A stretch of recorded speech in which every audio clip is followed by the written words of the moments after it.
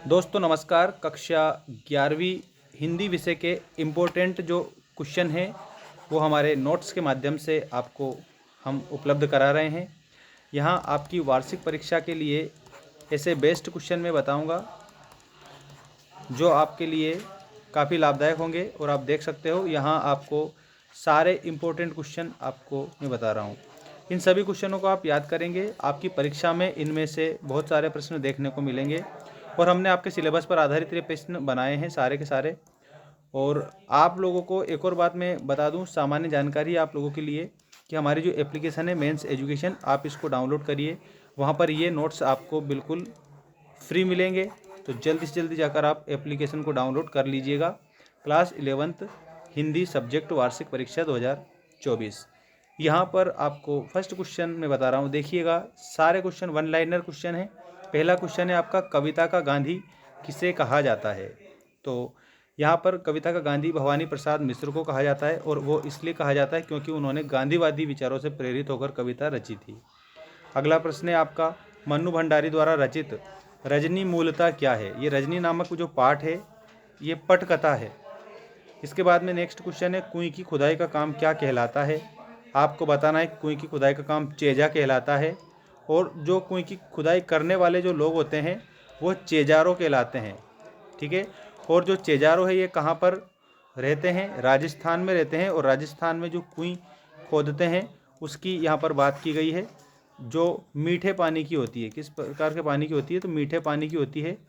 इसमें कितने प्रकार का पानी होता है ये आपको मैं बता दूं, 3 प्रकार का पानी वहाँ पर पाया जाता है, ठीक है। तो कुएं की खुदाई का काम चेजा कहलाता है, काम करने वाले चेजारो कहलाते हैं। और ये राजस्थान में कुएं की खुदाई बहुत पहले की जाती थी, ताकि जो पानी की किल्लत है उससे बचा जा सके।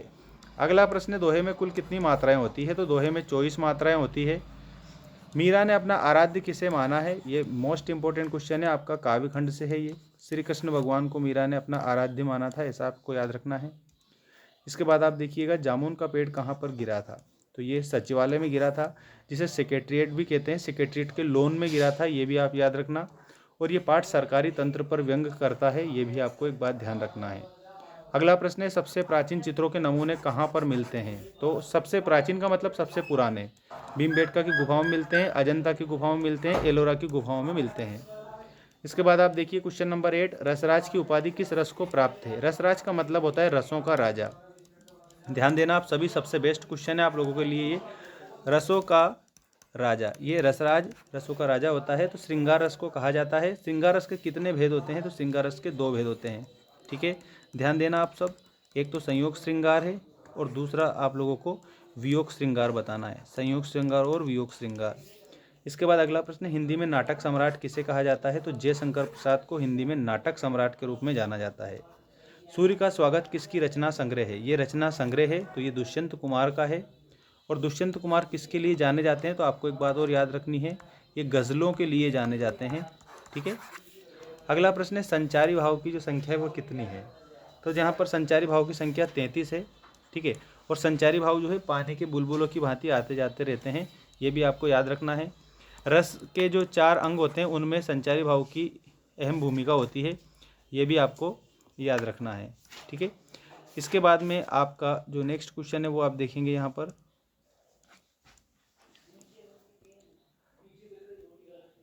राजस्थानी मिश्रित ब्रज भाषा में रचना किस कवियत्री ने की है। देखो, राजस्थानी मिश्रित और वो ब्रज भाषा है, इसमें रचना किसने की है, तो मीराबाई ने की है। गीत गोविंद किसकी रचना है, तो यहाँ पर आपको बताना है मीराबाई की है। और नरसिंह माहेरो ये किसकी रचना है, तो ये भी मीराबाई की है, ठीक है। नरसिंह माहेरो, ठीक है। इस प्रकार से आपको याद रखना है। मीराबाई भक्तिकाल की कवियत्री थी। चित्रपट संगीत का क्या अर्थ है, तो जो फिल्मी संगीत होता है उसको चित्रपट संगीत कहा जाता है। This is very most important questions for you. Next है आपका, बरसात का सीधे रूप में मिलने वाला पानी क्या कहलाता है, तो ये पालर पानी कहलाता है। और ये जब राजस्थान में कुएं की खुदाई की जाती थी तो उस समय की बात है यहाँ पर, ऐसा याद रखना आप सभी।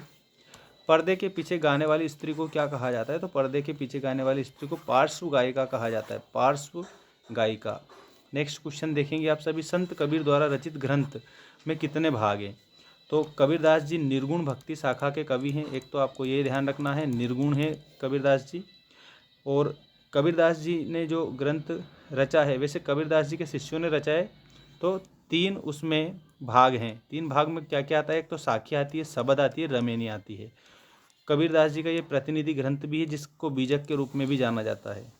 ठीक है, ऐसा आपको याद रखना है। आडंबरों का विरोध करने वाले कबीरदास जी सबसे प्रमुख व्यक्ति हैं।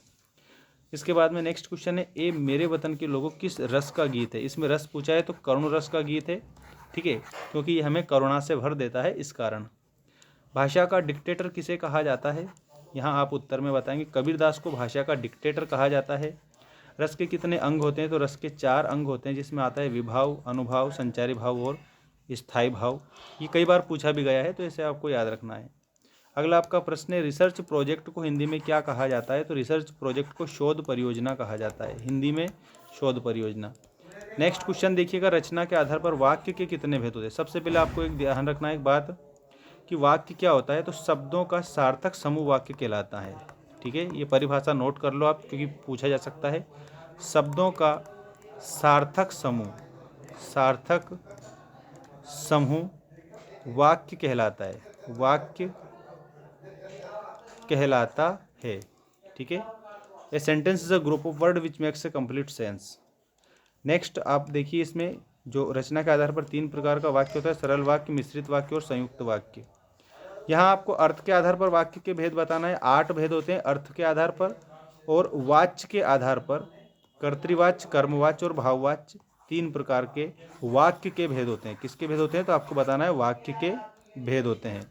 इसके बाद में आपका क्वेश्चन नेक्स्ट देखिएगा आप सभी, शब्द शक्ति कितने प्रकार की होती है? तो जो शब्द शक्ति है वो 3 प्रकार की होती है। एक तो अभिधा है, दूसरी लक्षणा है और तीसरी व्यंजना है। अभिधा, लक्षणा और व्यंजना ये शब्द शक्ति है, ये आपको ध्यान रखना है। अगला प्रश्न आपका देखिए, शब्द गुण कितने प्रकार के होते हैं? तो शब्द गुण 3 प्रकार के होते हैं, जिसमें पहला आता है माधुर्य गुण, जिसमें मधुरता होती है। ओज गुण, जिसमें तेज, उत्साह, वीरता का भाव पाया जाता है। और प्रसाद गुण, जिसमें शांति पाई जाती है। यहाँ पर माधुर्य, ओज और प्रसाद तीनों प्रकार का गुण होता है। इसे शब्द गुण भी कहा जाता है और काव्य गुण भी कहा जाता है। काव्य गुण भी कहा जाता है। काव्य क्या है? तो रसयुक्त वाक्य ही काव्य है। रसयुक्त वाक्य ही काव्य है। ये परिभाषा किसने दी है? तो आचार्य विश्वनाथ ने दी है, रसात्मकम वाक्यम काव्यम। अगला प्रश्न आप देखेंगे, जिंदगी नामा किसकी रचना है? तो यहाँ पर कृष्णा सोबती बताना है। जिंदगी नामा कृष्णा सोबती की रचना है। सेवा सदन ये उपन्यास है, किसका है उपन्यास? मुंशी प्रेमचंद का है। ठीक है, मुंशी प्रेमचंद का उपन्यास है सेवा सदन। अगला प्रश्न है आपका, भारत माता नामक पाठ किसके द्वारा लिखा गया है? तो पंडित जवाहरलाल नेहरू के द्वारा लिखा गया है। इसमें वो किसकी चर्चा करते थे? तो आपको याद रखना है, भारत की चर्चा करते थे, संपूर्ण भारत की चर्चा करते थे। याद रखना, भारत के किसानों की चर्चा करते थे, भारत के लोगों की चर्चा करते थे।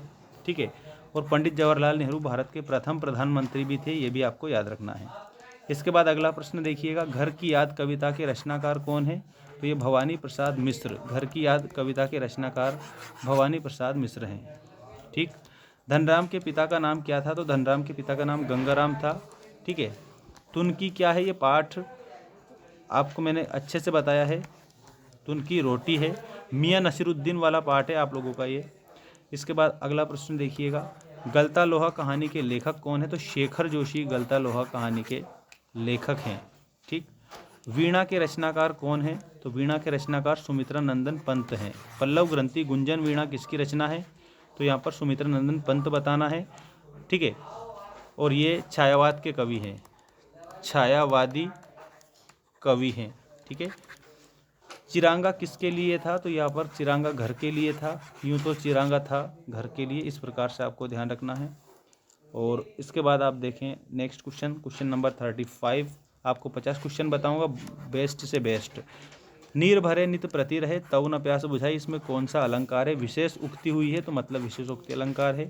विधायी संभाषण किस विधा की रचना है? व्यंग विधा की रचना है। विधायी संभाषण व्यंग, इसमें व्यंग किया गया है। पर्जन्य का अर्थ क्या है? तो बादल, पर्जन्य का अर्थ बताया गया है, बादल से बताया है। ठीक है, और किसी सामग्री से उसकी अशुद्धियों को दूर करके उसे पठनीय बनाना क्या कहलाता है? संपादन कहलाता है। मतलब अपडेट कर देते हैं तो संपादन ही कहलाता है, संपादक कार्य करते हैं ऐसा। घर की याद कविता किस ऋतु में लिखी गई? वर्षा ऋतु में लिखी गई। ठीक है, व्यभिचारी भाव किसे कहते हैं? तो संचारी भाव को व्यभिचारी भाव कहते हैं। संचारी भावों की संख्या 33 मानी गई है। डॉक्टर नगेंद्र ने किस युग को पुनर्जागरण काल कहा है? तो भारतेंदु युग को डॉक्टर नगेंद्र ने पुनर्जागरण काल कहा है। पुनर्जागरण का अर्थ होता है बौद्धिक रूप से पुनः जागृत होना या जागना, ठीक है, या अकल आ जाना। सरकारी कामकाज की भाषा को क्या कहते हैं? तो राजभाषा कहते हैं सरकारी कामकाज की भाषा को। इसमें सरकार के कार्यों को किया जाता है। तातुस कौन थे? तातुस लेखक थे, ये भी आपको याद रखना है। और नेक्स्ट क्वेश्चन है आप लोगों का, देखिएगा 1894 में बनी film the arrival of the train किस देश में बनी थी? तो ये फ्रांस में बनी थी।